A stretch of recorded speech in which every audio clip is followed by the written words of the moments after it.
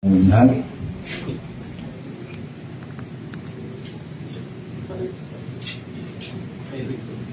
Let us put ourselves in the holy presence of God. In the name of the Father, and of the Son, and of the Holy Spirit. Almighty and loving God, we thank you for gathering us in this very beautiful evening.